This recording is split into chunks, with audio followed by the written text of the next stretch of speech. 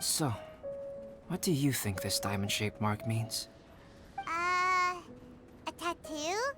A crest? Something else? No. Consider it a birthmark. Have you ever seen an intricate glass ornament and wondered how it was made? Well, one method for crafting with glass is a technique known as glass blowing. Glass blowing is not a widely known art in Teyvat. For this reason, glassware made in this way is usually very expensive. As the name implies, glass blowing involves blowing air into a hole, much like blowing up a balloon. This type of glassware is known for having a pontal mark at the point where the blowpipe was inserted, where the hole was sealed at the very end. This mark is a sign that the item was crafted by a human hand. Sounds kind of amazing. It is a wondrous and beautiful art form.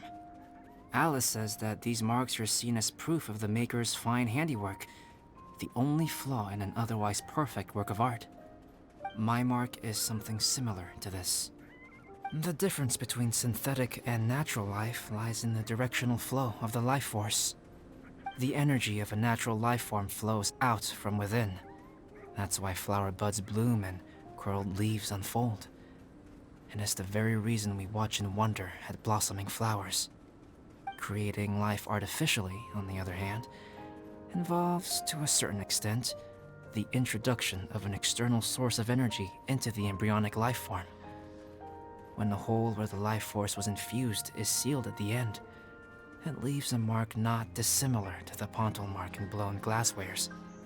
The alchemical substance drips and spreads out in all directions, resulting in this rather ingenious diamond shape. Wow! So that's where it came from. This mark is a sign of my artificial origins, and proof of my imperfection as a human.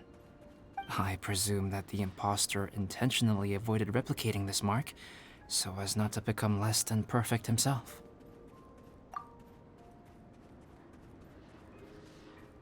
You are fundamentally different from other people.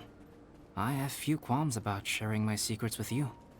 Just as Paimon said, it all sounds like a story. Even if you were to tell anyone else, they would regard it as nothing more than a tall tale. The transcendent and miraculous are not the only things to which human beings aspire. They pursue the everyday, the ordinary, to a far greater extent than I would have ever imagined. People like to believe that those who are thoroughly different from themselves could only ever exist in stories. It makes things much easier.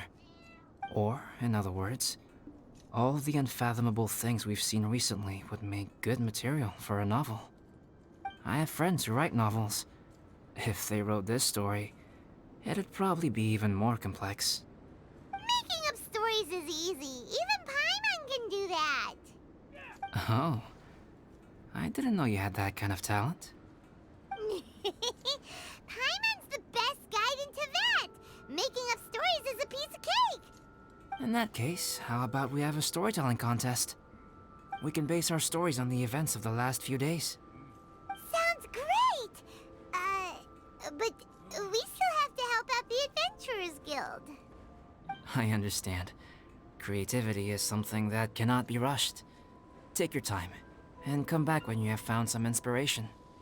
We'll see whose story is more compelling. Deal! Okay, we'll regroup with the Adventurers Guild for now. Sure.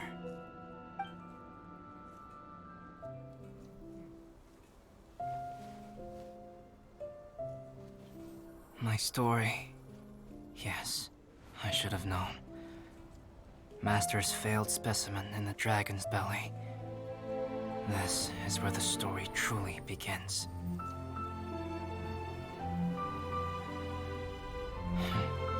If we switched places, if you were the survivor, then as the abandoned experiment, the failure of the primordial human project, I'd want to replace you too. I would replicate your appearance, study your alchemy, and create miraculous life forms to divert your attention. I would wait for the right moment, then dispose of you and the Traveler, the sole person to have known your secret.